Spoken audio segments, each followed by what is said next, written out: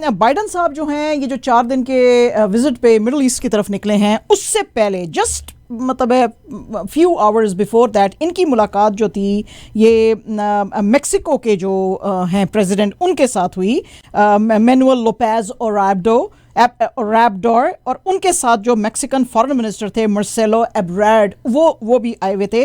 तो उन्होंने आज एक ट्वीट करके और ये जो इनके बीच में स्टेटमेंट्स जो कुछ भी बातें हुई हैं वो एक जारी की है।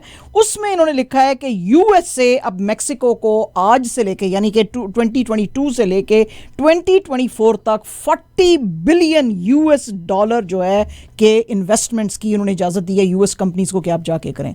तो ये बहुत ज्यादा अच्छा, पहले ये खबर हम बता दें, ये हुआ क्या था कि इनके बीच में जो इन्वेस्टमेंट्स के ऊपर जो कोई टैरिफ्स लगे हुए थे और चीज़ों थे उसके ऊपर बहुत सारे झगड़े चल रहे थे मैक्सिको और यूएसए के बीच में। खास तौर पे ट्रंप साहब के ज़माने में मैक्सिको के साथ ताल्लुकात काफ़ी खराब हो गए थे। अब बाइडन साहब ने उनको कहा है कि नहीं, हम ये इन सब चीज़ों को, खास तौर पर ये जो एनर्जी सप्लाईज हैं, इकोनॉमिक इंटेग्रेशंस हैं और ये जो डिस्प्यूट रेजोल्यूशन है उसकी तरफ हम जाएंगे। And as a result we are allowing American companies, जिनको कि ट्रंप साहब ने मना कर दिया था कि किसी और मुल्क में जाकर इन्वेस्ट नहीं करना, अपने मुल्क में करो, उनको हम इजाजत दे रहे हैं। And this is going to be a $40 billion US investment. आज अमेरिका में एक दफा से फिर जो थिंक टैंक्स हैं उनका बहुत ज्यादा माथा जो है वो ठनक गया है। वो कहते हैं जी $7 बिलियन आपने यूक्रेन को दे दिए हैं, 38 बिलियन बाइडन साहब ने अनाउंस कर दिए हैं इजराइल के अंदर। Now another 40 billion you are giving to जो है ये मैक्सिको को। तो आपके अपने मुल्क के अंदर जो हालात खराब होते जा रहे हैं, ये बिलियंस ऑफ डॉलर्स जो टैक्स पेयर्स का मनी है, ये कैसे आप बाहर कर रहे हैं जबकि आपके अपने मुल्क में इतनी हाई इन्फ्लेशन है और मुल्क के हालात इतने खराब हैं। तो ये भरल जी बड़ी आज जो है फिर से एक दफ़ा ये शुरू हो गई है।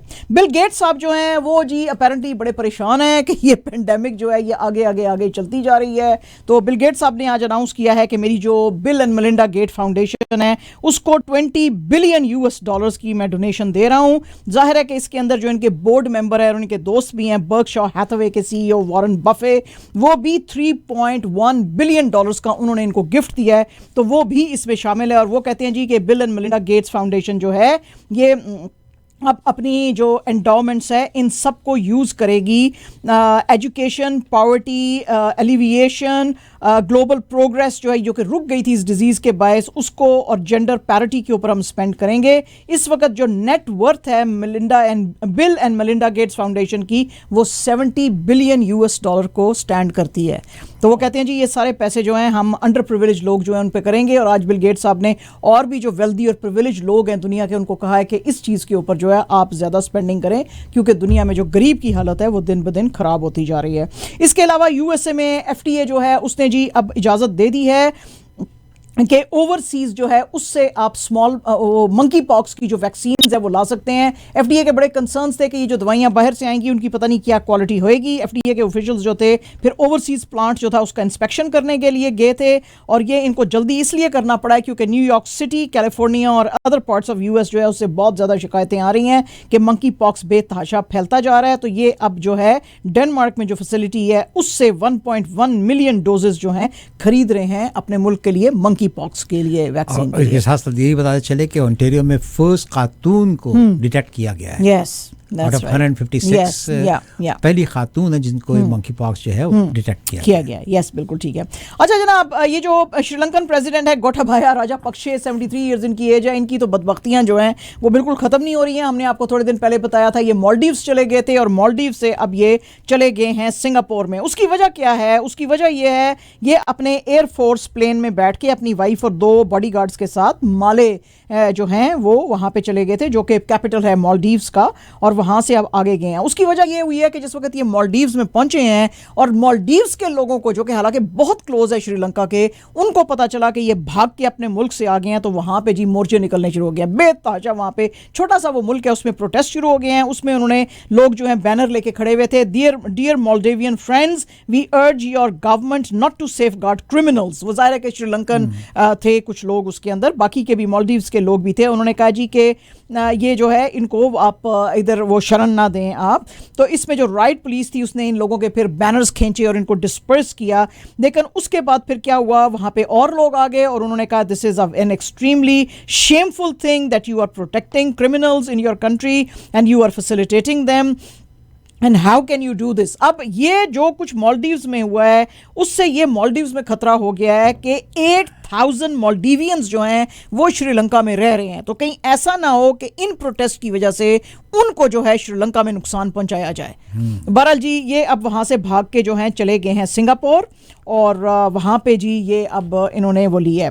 और इसके साथ ही इन्होंने क्या किया, सिंगापुर में पहुँच के इन्होंने अपना रेजिग्नेशन भेज दिया है। और यहीदा यप्पा अबेवर्दने जो कि वहाँ पे स्पीकर हैं श्रीलंकन पार्लियामेंट के अंदर, उन्होंने कहा कि यस हमें इनका जो है वो मिल गया है, रेजिग्नेशन मिल गया है और हम इसको अब कल चेक करके और देख लेंगे कि क्या ये वाकई इन्होंने साइन किया है और इसकी लीगल वैलिडेशन क्या है, वो सारा कुछ करके और फिर हम इसको आगे बढ़ाएंगे। मोहम्मद नशीद जो हैं स्पीकर ऑफ मालदीव्स के जो पार्लियामेंट के हैं, उन्होंने भी बहरहाल ट्वीट कर दिया है कि राजा पक्षे साहब जो हैं अब यहाँ से चले गए हैं, वो चले गए हैं सिंगापुर और वहाँ से उन्होंने अपना रेजिग्नेशन भेजा है। तो ये अब चीज़ें गर्म हो गई हैं। ओके जनाब, ग्लोबल जेंडर गैप इंडेक्स आया है जी 2022, जिसको कि आपको पता ही है वर्ल्ड इकोनॉमिक फोरम हर साल लेकर आता है। और इसमें इन्होंने इंडिया का नंबर जो है वो 146 कंट्रीज़ में से 135 उस पे नंबर पे डाला है। लेकिन वो कहते हैं जी कि इसने इंडिया ने बड़ा अच्छा काम किया है, क्योंकि इंडिया पहले 2021 में यानी कि लास्ट ईयर 140th नंबर पे था 156 कंट्रीज़ में। और ये जो 4 एरियाज़ जिसके के ऊपर इन्होंने आज जिसके के लिए सारी कंट्रीज़ जो थी थर्ड वर्ल्ड की उनको देखा था या बाकी की दुनिया की भी कंट्रीज़ को, वो 4 एरियाज़ थे: economic participation, opportunity, education attainment, health and survivor and political empowerment. तो उसके अंदर वो कहते हैं जी इंडिया में जो 662 मिलियन विमेन हैं ओवरऑल 2022 में उनकी कंडीशन जो है वो इंप्रूव की है। विमेन एम्पावरमेंट में ये बहुत ज़्यादा ऊपर हैं, क्योंकि बेशुमार मेंबर्स ऑफ पार्लियामेंट और दूसरी जगहों की हेड्स जो हैं अब औरतें हैं। तो 146 कंट्रीज़ में से 48th नंबर है। तो India is really celebrating this, kudos to them. और जो इकोनॉमिक पार्टिसिपेशन और अपॉर्चुनिटी है उसमें ये 143rd नंबर पे हैं इन 146 कंट्रीज़। एजुकेशन में 104 पे हैं और लाइफ एक्सपेक्टेंसी में बिल्कुल आखिरी नंबर पे हैं ये इन 146 कंट्रीज़, यानी कि ये 146th ही कंट्री है इन हेल्थ लाइफ एक्सपेक्टेंसी में। पाकिस्तान गवर्नमेंट जो है जी आज सुप्रीम कोर्ट का एक जजमेंट आ गया है, जिसमें कि जो चीफ जस्टिस उमर अता बंदियाल साहब हैं उन्होंने कहा है कि ये जो कासिम सूरी साहब ने जो जब नो कॉन्फिडेंस मूवमेंट आई थी तो उसको जो है वो रद्द कर दिया था, तो ये अनकॉन्स्टिट्यूशनल है, उनके पास ऐसा कोई राइट नहीं था। उन्होंने जो है बजाय इसके कि अंडर आर्टिकल 69(1) ये इंटरनल प्रोसीडिंग्स जो हैं उनको ये प्रोटेक्ट करते, इन्होंने नहीं किया और उसका आउटकम जो है वो वोट का नहीं आने दिया ये नेशनल असेंबली के अंदर, और अपना यूनिलैटरल डिसीजन लेके इस सारी चीज़ को रद्द किया जो कि कॉन्स्टिट्यूशन के अगेंस्ट है। तो इसलिए ये जो सूरी साहब का जो ये एक्शन था इसकी वजह से और बहुत सारी चीज़ें एक इन्होंने ट्रिगर की, चेन ऑफ इवेंट्स वो शुरू हो गई और जो है इन्होंने फिर अलाउ किया उस वक्त के प्राइम मिनिस्टर इमरान खान साहब को कि वो कुछ करें जो कि उनके दायरा इख्तियार में नहीं था अकॉर्डिंग टू कॉन्स्टिट्यूशन। अच्छा, अब जबकि ये सारा इनका वर्डिक्ट आया है तो जो इनकम्बेंट गवर्नमेंट है उसने इसको बड़ा हेल किया है। उन्होंने कहा जी कि जो प्राइम मिनिस्टर शहबाज शरीफ साहब हैं उन्होंने कहा जी कि ये सारे जो इमरान खान साहब के लाइज और प्रोपेगेंडा था वो एक्सपोज हो गया है। उन्होंने कहा जी, शहबाज शरीफ साहब ने कहा कि ये इमरान खान का जो एक्ट था ये अटरली शेमफुल था एंड इट अंडरमाइंड कॉन्स्टिट्यूशन, और ये सारा जो था लाइज थे। और जो कोई भी है बंदा जिस हर किसी को जो कि ये जानना चाहता है कि क्या हुआ, उसको मैं कहता हूँ कि ये वर्डिक्ट और ये जजमेंट आप ज़रूर पढ़ें। तो पायन जो पुरानी आपके ऊपर आई हुई हैं वो आपने पढ़ी हैं कि नहीं पढ़ी हैं? बहरहाल जी प्राइम मिनिस्टर कह रहे हैं तो सुनना तो पड़ेगा। वो सारों को कह रहे हैं प्राइम मिनिस्टर शहबाज शरीफ साहब कि आप लोग ये पढ़ें। Federal law and justice minister जो हैं आज़म नज़ीर तारड़ साहब, उन्होंने भी इसको एंडोर्स किया है वर्डिक्ट को। ज़ाहिर है आप क्या सोच सकते हैं, गवर्नमेंट के बंदे हैं तो उन्होंने करना ही था। और उन्होंने कहा जी कि इसने फ्यूचर के लिए एक एग्जाम्पल सेट की है। उन्होंने कहा जी प्राइम मिनिस्टर साहब ने जो बातें आज कही हैं वो सही कही हैं। आज एक प्रेस कॉन्फ्रेंस इस्लामाबाद में ये बात कर रहे थे और उन्होंने कहा जी कि हम बहुत शुक्रगुजार हैं जो कोर्ट है इस्लामाबाद की उसने अपहोल्ड किया है कॉन्स्टिट्यूशन को, तो विच इज़ वेरी गुड। अब और इससे रिलेटेड जो बातें सामने आई हैं वो ये हैं, आपको पता ही है कि पंजाब के अंदर आने वाले हैं 20 सीटों के ऊपर इलेक्शंस। यहाँ पे ये पता चला है कि पंजाब के अंदर ये जो बहुत ही पावरफुल चौधरीज़ का ग्रुप है फ्रॉम गुजरात, वो अब जो है चौधरी परवेज़ इलाही वगैरह वो और मुनस इलाही वो इमरान खान का जो है वो साथ दे सकते हैं। वो कहते हैं जी कि हम चूँकि मिलिट्री के भी बड़े करीब हैं और बाकी पावर्स के भी, ज़ाहिर है बाकी पावर्स के यहाँ पर इस्टेब्लिशमेंट ही है, तो वो कहते हैं कि जी उन तमाम के बीच में और इमरान खान के बीच में हम जो गैप है उसको ख़त्म कराएंगे और जुलाई 17 में अच्छे रिजल्ट्स आएंगे। वो कहते हैं जी कि it is very very vital कि हम पंजाब के अंदर सीटें जो हैं वो जीतें, और ये इसलिए भी लोग कह रहे हैं कि इनका जो है वो इंटरेस्ट है PMLQ का, क्योंकि जो पंजाब की चीफ मिनिस्टर की सीट है उसके ऊपर इनकी नज़रें हैं और हमजा शहबाज को वो हटाना चाहते हैं। तो उन्होंने कहा जी आज हम PMLQ ने कहा है कि हम इमरान खान का साथ देंगे पंजाब के इलेक्शंस में। पाकिस्तान जो है जी ग्लोबल जेंडर गैप रिपोर्ट, ये जो अभी हमने बताई है जो वर्ल्ड इकोनॉमिक फोरम ने की है इंडिया के ऊपर, उसमें पाकिस्तान जो है, जो कि मुझे बड़ी हैरत हुई है कि सेकेंड वर्स्ट कंट्री है on the list of 146 countries. यानी कि वाह जी वाह, क्या बात है आपकी। वो कहते हैं जी इसलिए कि पाकिस्तान ने पिछले 3 साल में वैसे तो थोड़ी सी इंप्रूवमेंट दिखाई है, लेकिन अभी भी पाकिस्तान को 132 ईयर्स लगेंगे जो जेंडर पैरिटी में पहुंचते पहुंचते। तो इसलिए इसका जो नंबर है 145th है out of 146 country in the nation of 220 million people. और इसमें जो पाकिस्तान के अंदर औरतें हैं 107 मिलियन है, तो वो कहते हैं जी उनके कुछ हालात जो हैं इतने अच्छे नहीं हैं। अच्छा जी, इन्होंने जो टॉप पे जिन कंट्रीज को डाला है उनके अंदर जी आयरलैंड जो है वो टॉप पे है कि यहाँ पे सबसे ज़्यादा जी वो है जो है वो पैरिटी। ये देखें जी, ये लिस्ट देखें जो हमारा दिख रहा है आज, ये वर्ल्ड इकोनॉमिक फोरम की जो आई है। वो कहते हैं जी आइसलैंड जो है वो टॉप पे है, फिर Finland, Norway, New Zealand, Sweden, Rwanda, यानी कि मुझे बड़ी हैरत हुई कि रवांडा जो है उसमें तो निकरागुआ, नमीबिया, आयरलैंड, जर्मनी, तो नमीबिया और निकरागुआ भी जो है वो भी पाकिस्तान से जनाब आगे हैं, 7वें और 8वें नंबर पे हैं कि बहुत ज़्यादा इन्होंने औरतों को जो है वो दी हुई है, पैरिटी दी हुई है। भाई वाह क्या बात है। रवांडा में तो मारामारी चल रही थी, same was the case. Nicaragua में पूरी ड्रग ट्रेड चल रही थी, नमीबिया के अंदर तो खाने के लिए लोगों के पास रोटी नहीं है, तो पैरिटी की बातें कहाँ से। बहरहाल जी ये इन्होंने जी आज रिपोर्ट निकाली है और पाकिस्तान जो है जी नीचे से जो है दूसरे नंबर पे है। बहुत अच्छी बात है। आज इस्लामाबाद हाई कोर्ट ने जनाब कल की ये जजमेंट थी इस्लामाबाद हाई कोर्ट की। उन्होंने कहा है जी कि 8068 एकर्स ऑफ लैंड जो कि पाकिस्तान मिलिट्री को दी गई थी नेशनल पार्क ऑफ इस्लामाबाद में, अपने 11 पेज जजमेंट में अतर मिनल्ला ने कहा है कि ये जो है पाकिस्तान मिलिट्री ने एनक्रोच किया है and it is a violation of ordinance of 1979 and ordinance of 1960 and the master plan of Islamabad. वो कहते हैं जी यहाँ पे ये जो मोनाल रेस्टोरेंट भी बनाया हुआ है इसकी भी जिस CDA के ऑफिशियल ने जो मंजूरी दी थी उन सबको हम कहते हैं कि ये Islamabad wild life management board और CDA को सारी ज़मीन वापस की जाए और ये जो मोनाल रेस्टोरेंट बनाया हुआ है इसकी भी सारी ज़मीन जो है लेके और कब्ज़े में ली जाए, क्योंकि ये मार्गला हिल्स को ख़राब कर रही हैं और against the ordinance and against law जो है ये बनाई गई हैं। उन्होंने आज कहा कि पाकिस्तान मिलिट्री एक इंस्टीट्यूशन है पाकिस्तान का, उसको कोई हक नहीं पहुँचता कि वो ये इतने बड़े बड़ी ज़मीनें जो हैं उनके ऊपर एनक्रोच करे। सम गुड न्यूज़ माजिद भाई। हाँ जी, students of Ghulam Ishaq Khan institute, आपको पता ही है कि एक्सट्रीमली हाई एंड ये इंस्टीट्यूट है इस्लामाबाद के अंदर। यहाँ की जो इंजीनियरिंग साइंसेज और टेक्नोलॉजी के जो बच्चे हैं उन्होंने जी UK के अंदर फार्मूला स्टूडेंट इंजीनियरिंग कंपटीशन जो कि यूरोप का one of the top engineering contest होता है जो होता है उसके अंदर पाकिस्तानी स्टूडेंट्स ने फर्स्ट पोजीशन हासिल की है। हाँ जी, हाँ जी, इन्होंने बनाई थी, इन्होंने अपनी टीम का नाम रखा था टीम इन्फिनिटी और इनका जो था concept glass lab time simulation for virtual software, इसने जो है टॉप पोजीशन हासिल की है। 34 कंट्रीज के लोग इधर थे और इनको सबको हरा के और पाकिस्तान की टीम को फर्स्ट पोजीशन दी गई है। इसमें आशीर जुनैद जो थे इनके टीम लीडर थे और 24 मेंबर्स थे जिन्होंने कि ये सॉफ्टवेयर 2 महीने लगा के डेवलप किया था। और इसके अलावा इसके अंदर 2 पाकिस्तानी जो स्टूडेंट थे Pak Turk Maarif international school and colleges के, उन्होंने भी जो है यूएस के अंदर एक दूसरा जो साइंस इंटरनेशनल कॉन्टेस्ट हो रहा था उसके अंदर टॉप अवार्ड जीता है। तो पाकिस्तान को जनाब 2 अवार्ड्स बच्चों को मिले हैं, बहुत मुबारक, बहुत मुबारक।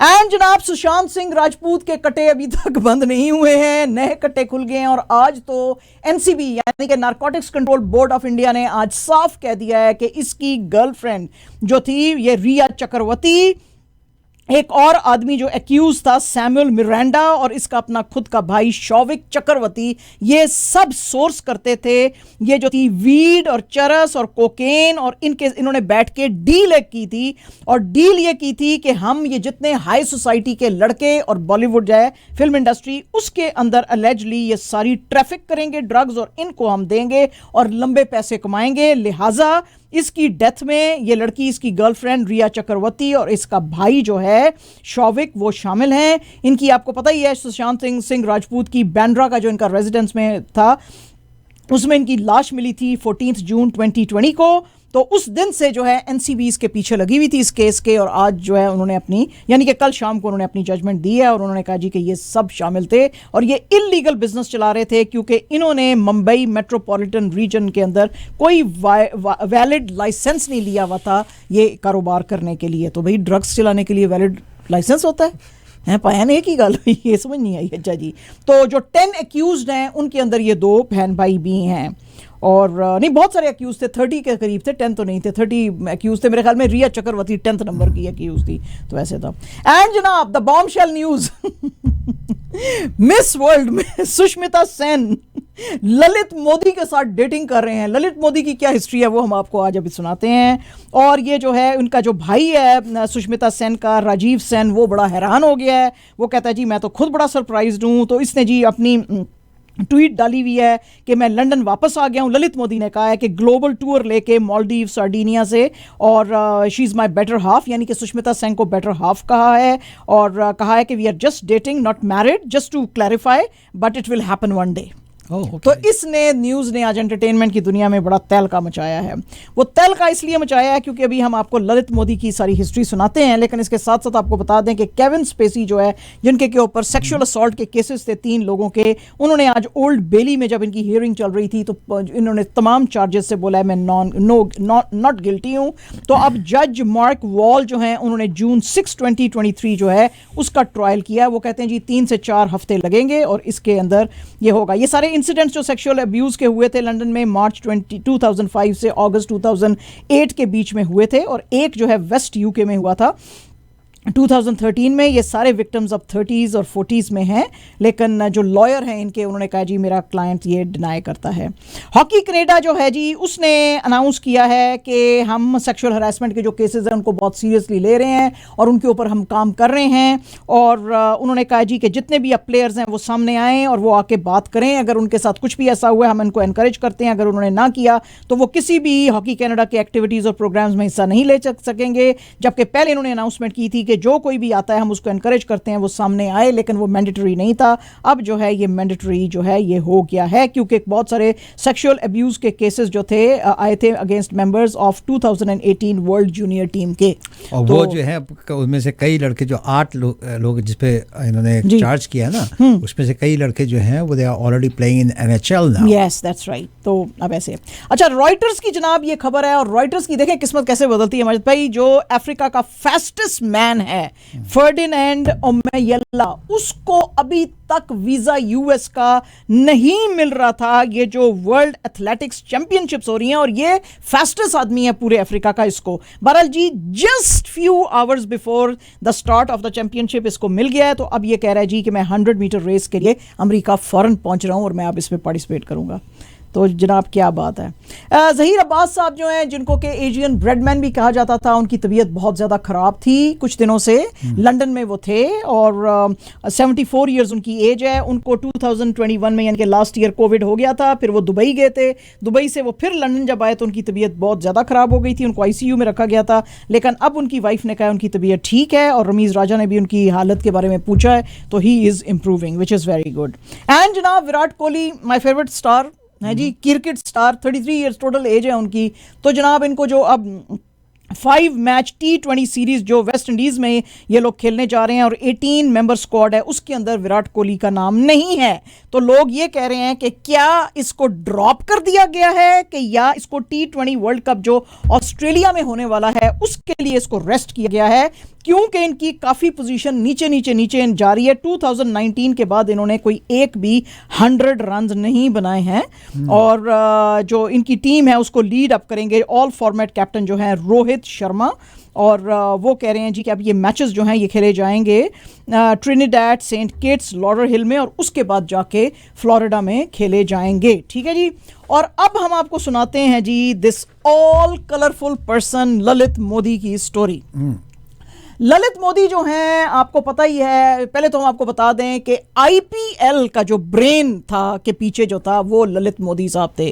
और इतने कोई इन्फ्लुएंशियल ये बंदे थे, एक ज़माने में इनके बारे में कहा जाता था जी कि इसका लंच इंडिया में होता है, डिनर अमेरिका में करता है, अगले दिन का जो ब्रेकफास्ट है वो साउथ अफ्रीका में करता है। ऐसी इसकी लाइफ थी और अपना प्राइवेट इसका जेट था। तो बड़ी इनकी कलरफुल स्टोरी थी। इनको जो है कुछ माँ बाप ने पढ़ने के लिए अमेरिका में भेजा था। तो पहले ये गए जी पेस यूनिवर्सिटी न्यूयॉर्क में 2 साल के लिए, और फिर ड्यूक यूनिवर्सिटी में नॉर्थ कैरोलिना में। लेकिन वहाँ पे ये कुछ भी हासिल ना कर सके, क्योंकि वहाँ पे दोनों यूनिवर्सिटियों से डिग्री ना ली, क्योंकि ये कुछ ड्रग्स के बिजनेस में अलेजली पड़ गए थे। वहाँ पे 1/2 किलोग्राम कोकेन जो थी $10,000 की, उसके ऊपर इनकी लड़ाइयाँ हो गई थी और इनको जो है पकड़ लिया गया था। बहरहाल जी इन्होंने बाद में वहाँ पे उसको कहा, and he really got lucky. इसने कहा जी कि मेरी तबीयत और हालत बहुत ख़राब हो गई है, मुझे वापस जाने दें। तो इनको जो है इंडिया वापस जाने दिया था।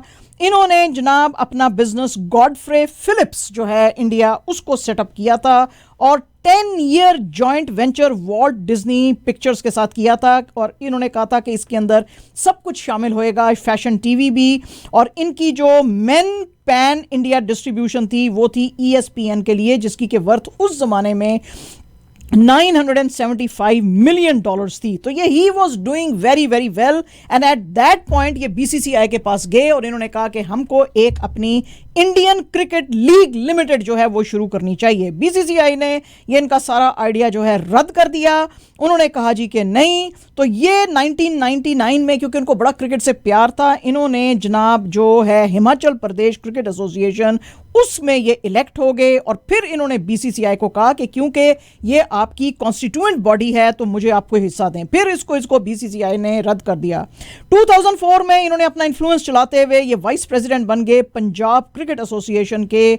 और इससे पहले 2013 में इनके लिए गुड न्यूज़ आ चुकी थी, और वो ये थी कि राजस्थान के अंदर वसुंधरा राजे जो हैं चीफ मिनिस्टर बन के आ गई थी, जो कि इनकी दोस्त थी। और ये बहुत अरसे से कोशिश कर रहे थे राजस्थान क्रिकेट एसोसिएशन में अपना हिस्सा बनाने के लिए, लेकिन वहाँ पे रुंगटा फैमिली जो थी वो इनको बार बार रद्द कर रही थी और इनको घुसने नहीं दे रही थी। जब वसुंधरा राजे आई तो जिसकी कि इन्होंने हेल्प की वहाँ पे उस वक्त अलेजली जीतने के लिए चीफ मिनिस्टर के वो, तो उन्होंने वहाँ पे जनाब अपना वो वोट डाला और ये जीत गए। और ये जो है राजस्थान क्रिकेट काउंसिल के एसोसिएशन के भी प्रेसिडेंट बन गए। इन्होंने आते सारी वहाँ पे राजस्थान में और दूसरे इलाकों में बहुत सारा काम शुरू कर दिया, नए बनाने शुरू कर दिए इन्होंने, जो हैं बहुत सारे क्रिकेट ग्राउंड्स एंड थिंग्स। और इनके बारे में कहा जाता था कि ये जो हैं किसी को भी नहीं चाहते हैं कि कोई भी अब क्रिकेट का फ्री टिकट ले। फ्री टिकट किसी को नहीं ये देना चाहते थे। और वो कहते थे कि जी एडवर्टाइजिंग के जो स्पॉट्स हैं वो भी बढ़ाए जाएं। जिस वक्त इन्होंने when he came at the helm of things, आपको पता है कि एक एक स्पॉट जो था 1.5 मिलियन इंडियन रुपीस का 30 सेकंड स्पॉट जो था ये लोग बेचते थे। इसके अलावा इन्होंने कहा कि क्रिकेट ग्राउंड्स के अंदर जितना जो बाउंड्री लाइन होती है उसके ऊपर जितने भी कॉर्पोरेट्स अपने जो वो सेल कर रहे हैं और जो वो वहाँ पे जो है इनको मिलियंस में पैसे देने पड़ेंगे। और फिर क्रिकेट की गेम 200, 400, 500 की नहीं रही, बल्कि जो कॉर्पोरेट बॉक्सेस थे वो 125,000 इंडियन रुपीस पर पर्सन पे इन्होंने बेचने शुरू किए। तो ये यहाँ पे तो उस वक्त फिर क्या हुआ कि इनकी जो दोस्तियां थी बड़े इन्फ्लुएंशियल लोगों से होना शुरू हो गई, जैसे कि एनसीपी के लीडर शरद पवार साहब जो थे, जिन्होंने कि डिफीट किया था वो उनको जगमोहन दलमिया साहब को इन बीसीसीआई प्रेसिडेंट। बाद में तो वो बन गए थे, लेकिन उस वक्त इन्होंने किया था। तो वो जब आए तो ये फिर बन गए वाइस प्रेसिडेंट बीसीसीआई के, and from there was no looking back. 2005 से 2008 में इन्होंने बीसीसीआई के revenues for the first time in the history of the game $1 billion के तक पहुंचाए। अब सोचें जरा टाइम, 2008 में और आईपीएल इसको नाम दिया गया, और आईपीएल जो है दुनिया की सबसे बड़ी स्पोर्ट्स लीग बन गई, और एट दैट टाइम उसकी वर्थ जो थी $4 बिलियन जो थी उस पे पहुंच गई। 2010 में क्या हुआ कि इन्होंने जो रॉन्डेवू स्पोर्ट्स वर्ल्ड है उसकी बिड जीती Kerala based Kochi Tuskers Kerala franchise में, और वहां पे जो किस्से और बॉम्ब्स फटे वो क्या थे, वो थे कांग्रेस के लीडर और उस वक्त जो थे एक्सटर्नल अफेयर्स के मिनिस्टर शशि थरूर साहब, उनके ऊपर बहुत सारे इन्होंने इल्ज़ाम लगाए कि ये इस केरला, क्योंकि वो केरला से हैं, ये केरला की क्रिकेट एसोसिएशन के अंदर इन्वॉल्व है, ये गलत काम कर रहा है। इतना उनको तंग किया कि शशि थरूर साहब ने फिर जो है रिज़ाइन कर दिया उधर से। उन्होंने कहा जी मुझे लेना देना ही नहीं है कुछ क्रिकेट से। और उन्होंने लेकिन उस वक्त एक्सप्लेन किया कि केरला क्रिकेट की ये जो कोची टस्कर्स है इसके अंदर उनकी वाइफ जो सुनंदा पुष्कर, आपको याद है जिनको के बारे में बड़ा वो था कि जी उनको उनकी डेथ हो गई है बड़े जो है मिस्टीरियस सर्कमस्टेंसेस में, तो वो कहते हैं जी कि उसके हिस्से थे। तो इन्होंने उनके ऊपर अलैजली इल्जाम लगाए कि तुम ये जो डील्स बनाते हो ये बाहर से, उसमें तुम किकबैक्स लेते हो, जबकि शशि थरूर साहब ने कहा कि ये जो मेरे पे कोई ये किकबैक्स मैं नहीं लेता, मेरा तो कुछ लेना देना ही नहीं है, मेरी बीवी इसके अंदर इस्तेमाल है। बहरहाल इनके काम इतने गलत होते फिर चले गए, वो पावर के नशे में बंदा कभी पावर नहीं संभाल सकता ना, कि बीसीसीआई जिसको कि इन्होंने दुनिया का जिस आईपीएल की वजह से जिन्होंने इस ऑर्गेनाइजेशन को दुनिया की वन ऑफ द रिचेस्ट जो है स्पोर्टिंग वो ऑर्गेनाइजेशन बनाया था, उन्होंने फिर इनके ऊपर 22 चार्जेस लगाए फाइनली, जिसमें के किकबैक्स, मनी लॉन्ड्रिंग और ये जो पैसे थे ये सारे इसके ये जो डील्स के होते थे, वो इवन बेटिंग वो करके फिर इनको निकाला वहाँ पे इनको चार्जेस के ऊपर, और ये जाके फिर लंदन में बस के। लंदन में इन्होंने ये इनका ये ख्याल था कि जो ये एन श्रीनिवासन है बीसीसीआई के प्रेसिडेंट, शायद उसने मास्टरमाइंड किया, क्योंकि उसके साथ इनकी काफ़ी लड़ाई चलती थी। 2022 में इन्होंने अलेज किया कि श्रीनिवासन ने ये सारी ऑक्शन जो होती है ये जैसे कि प्लेयर्स लाइक एंड्रयू फ्लिंटॉफ उनके खिलाफ भी इसने की, लेकिन कुछ भी नहीं हुआ। बहरहाल निकाला गया बाद में तो श्रीनिवासन साहब को भी और इनको भी जी बड़ा अनसेरेमोनियस जो तरीका था उसमें निकाला गया। इन्होंने हायर किया कार्टर रुक को वहाँ पे लंदन में to fight against BCCI charges, लेकिन वो फिर जा नहीं सके। ये थी जनाब ललित मोदी की हिस्ट्री, और अब वो डेट कर रहे हैं सुष्मिता सेन को। आप सोचें ओह यस ह्यूज, जिसने फिर वही किया ना, फिर इसने अपना यूरोप के अंदर अपना सारा बिजनेस फिर फैलाया, फिर वहाँ पे ये किया, और अब जो है इसने बड़ी, और इसके बीच में एक और भी इनकी लव स्टोरी भी आई थी। एक लड़की थी जो कि इनसे 7-8 साल बड़ी थी, डिवोर्सी थी, और ये बड़े माँ बाप ने खिलाफ उसके बोले कि नहीं तुम इससे शादी नहीं कर सकते। इसने कहा कि नहीं मैं इसी से शादी करूँगा। उसकी अपनी पहली एक बेटी थी, फिर इसने शादी की, उसमें से इसकी 2 बच्चे हैं, एक बेटा एक बेटी। अब उसको छोड़ के अब सुष्मिता सेन के साथ ये अब जो है वो है, पैसा बहुत है जी, फिर मांगे $1 मिलियन